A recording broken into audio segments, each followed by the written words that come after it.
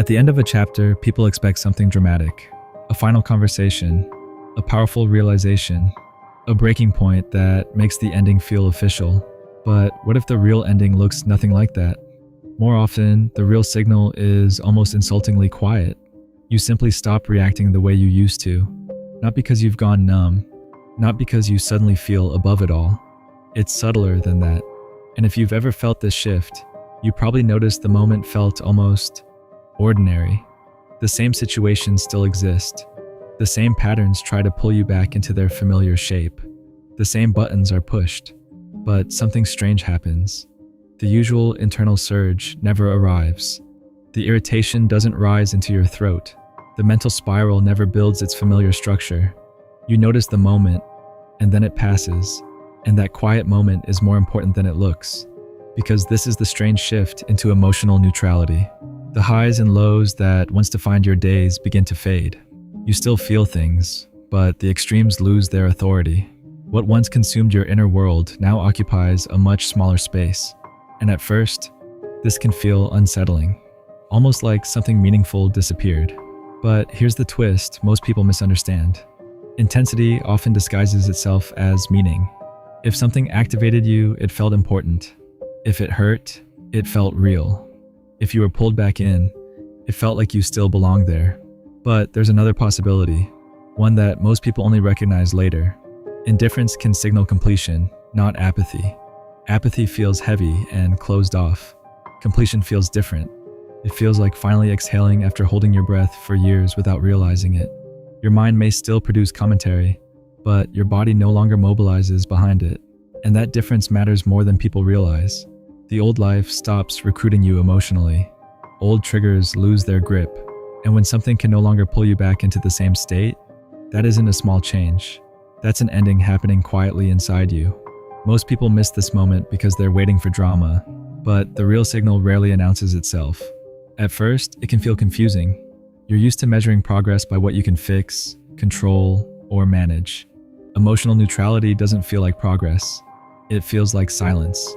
But sometimes silence is the most honest signal your nervous system can send. You realize, without making a big speech, that whatever kept you emotionally engaged has weakened. And then another subtle shift appears. You stop trying to fix what used to bother you. And this is where many people start questioning themselves, because it almost feels wrong. Maybe you built an identity around repairing things, being the one who explained, the one who returned for one more conversation, the one who tried again because trying felt like integrity, trying felt like love. But something changes. Not through a dramatic decision, through exhaustion. Your system simply runs out of the energy required to maintain outdated dynamics. The urge to repair disappears. The impulse to argue fades. The need to explain yourself loses its urgency. You still see what's broken. You just no longer feel responsible for fixing it. Not in a bitter way, in a clean way. And this is one of the clearest signs a chapter is closing. Engagement starts to feel unnecessary. You suddenly see how much effort it took to keep certain arrangements alive. How many quiet adjustments you made just to keep everything from falling apart. And then one day you realize something surprising. You don't want to do it anymore. Not because you're angry, because you're finished. It's over when you no longer feel responsible for holding it together. That realization brings both relief and grief. Relief, because the constant repair work was exhausting. Grief, because you recognize how long you believed everything depended on you. But that's not the only shift that appears. Something else starts changing too. When you stop fixing, your environment begins to feel different. Places that once felt comfortable start to feel smaller. Not toxic, not unbearable, just smaller. And if you've ever felt this before, you know exactly what that quiet restlessness feels like. Your identity has expanded beyond the container that once held it. You might notice it in small moments, sitting in a familiar room and feeling a strange restlessness, walking the same streets and realizing they no longer reach you the same way. Nothing dramatic happened. You simply grew. And growth often feels like constriction before it feels like expansion. But here's the interesting part. Your body usually notices this shift long before your mind is willing to admit it. The mind likes explanations. It likes timelines, reasons, and clear narratives. But the body doesn't wait for explanations. It simply reacts. Around certain situations, your energy suddenly drops. Not dramatically, not in a way that immediately alarms you, just a subtle change. A heaviness when you think about returning to a certain place. A quiet resistance when you imagine another conversation. A strange fatigue that appears the moment an old dynamic comes back into view. Sometimes it shows up as tiredness that seems out of proportion to the moment. Sometimes as tension in your shoulders, a tightness in your chest, a shallow breath that tells you something inside is bracing again. And the strange thing is, you might not even understand why. On the surface, nothing looks different. The same people, the same routines, the same patterns you've lived inside for years. But your body feels something your mind hasn't fully processed yet. Your nervous system is honest in ways the mind often isn't. The mind negotiates. It rationalizes. It searches for reasons to stay consistent with the story it already believes. The nervous system doesn't argue. It simply responds. It relaxes around what feels coherent, and it tightens around what it no longer trusts. This is why sometimes you can sit in a perfectly normal situation and still feel a quiet sense of strain. Your mind may say everything is fine, but your body is already voting, already signaling that something about this arrangement no longer fits the person you've become. And this next signal is one of the clearest confirmations you'll ever feel. It's subtle, but once you notice it, it becomes impossible to ignore. When you imagine leaving and your body relaxes, that's information. That's not laziness. That's not avoidance. That's alignment speaking through sensation. Your mind might still list all the reasons you should stay. Responsibilities, history, expectations. But your body softens anyway. Your breath deepens. Your shoulders drop. Something unclenches inside you. And that moment tells you something important. Not that everything will suddenly become easy. Not that nothing will be lost. But that something inside you has already concluded. The internal decision has already been made, even if the external world hasn't caught up yet. Often, this realization arrives quietly. You may still go through the same motions for a while. You may still show up, still participate. But something fundamental has shifted. The emotional contract that once held everything together has expired. And when that happens, another transformation begins. Nostalgia changes. At first, nostalgia can feel like gravity. It pulls you backward.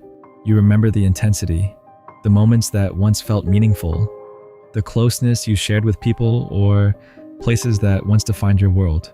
You remember who you were inside that chapter, and those memories can feel warm, almost convincing. The mind may even interpret that warmth as a sign that you should return, but slowly, something surprising begins to happen. The memories remain, yet the pull disappears. You can still look back. You can still recognize what those experiences meant, but the emotional magnetism is gone. You're no longer trying to relive it. You're simply remembering it. Memory becomes history instead of gravity, and that shift changes everything, because it means the chapter has actually completed itself. You are no longer trying to prove something inside that story. You are no longer trying to repair it. You are no longer trying to extract meaning from it. The meaning has already been received. The experience has already done its work inside you, and that realization can feel strangely calm, almost anticlimactic. If this resonates with you so far, pause for a moment and comment, "Done." Not because it changes anything externally, but because sometimes the most powerful moments of change happen quietly inside people, and they don't realize how many others are experiencing the same shift. Because once you reach this point, something interesting happens. The drama fades. Old emotional loops try to restart. You might notice the familiar invitation to overthink, the urge to revisit old arguments in your mind, the temptation to chase clarity one more time. But the loop never fully forms. The storm never gathers. It falls apart before it becomes overwhelming. You might expect to feel triumphant, like you've conquered something. But the truth is, it rarely feels like victory. It feels simpler than that, almost ordinary. Like watching a door close very slowly, so slowly that you barely hear the sound. You just notice that the room has become quieter. The mind might still try to provoke intensity again. It may replay memories, reopen questions, or even create imaginary conversations just to see if the emotional reaction still exists. But something is different now. Your body doesn't respond the same way. The energy doesn't rise. The urgency doesn't appear. You stop renewing the argument. You stop renewing the role you used to play. You stop renewing the silent obligation to keep everything emotionally coherent for everyone else. And when those renewals stop, something unexpected begins to take their place. Peace. Not the dramatic version people often talk about, not the kind that looks enlightened or impressive, the real kind. The kind that feels like the absence of internal bargaining, the absence of constant negotiation inside your mind. You're no longer asking yourself the same exhausting questions. You're no longer trying to calculate every possible outcome.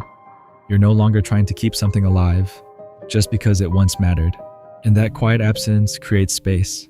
You may still feel sadness, because endings always contain a form of loss. But the sadness is different now. It isn't desperate. It doesn't try to reverse time.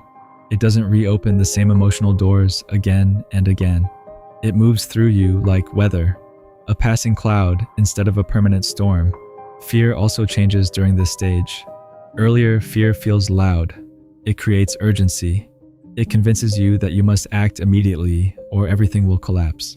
But when a chapter truly completes itself, fear loses its authority. It becomes more like background noise. You can hear it, but you don't automatically obey it. And then one day you notice something very simple. The thought of letting it end no longer terrifies you. It might still feel sad, it might still feel uncertain, but it no longer feels impossible. And that moment is the real threshold, because panic is what keeps old chapters alive long after they've expired. Panic convinces you to return. Panic convinces you to fix. Panic convinces you to explain and re-explain until the story makes sense again. But when panic fades, the ending becomes clean. Not easy, not cheerful, but clean. You don't have to destroy the chapter in order to leave it. You don't have to turn it into something bad. You don't have to rewrite the past in order to justify moving forward. You simply stop living inside it. And the deeper truth behind all of this is quiet. Resonance shifted. Home isn't a place. It's resonance. It's the feeling of coherence between who you are and the environment you're inside. And when that resonance changes, the old environments naturally begin to feel different. Not wrong, just no longer aligned. When your body relaxes at the thought of leaving, that's your confirmation. Not that nothing will be lost, but that the internal argument is finally over. The debate that once lived in your mind has ended, even if the external world hasn't changed yet, because the outer life often lags behind inner truth. Circumstances take time to rearrange. Relationships take time to shift. New paths take time to appear, but internally, the chapter has already closed. And in that quiet space, something else begins forming. Not loudly, not dramatically. A new life rarely arrives all at once. Instead, it begins as space. A little more breathing room, a little less tension, a little less noise in your mind. You may not know exactly what comes next, but you know one thing clearly. You no longer need to stay where your nervous system feels constantly braced. You no longer need to hold together what has already completed itself. And in that space, something new begins to grow. Not a loud new identity, not instant certainty, just openness, room to breathe, room to rediscover who you are without the old pressures shaping every decision. A life that hasn't fully arrived yet, but one that is already becoming possible.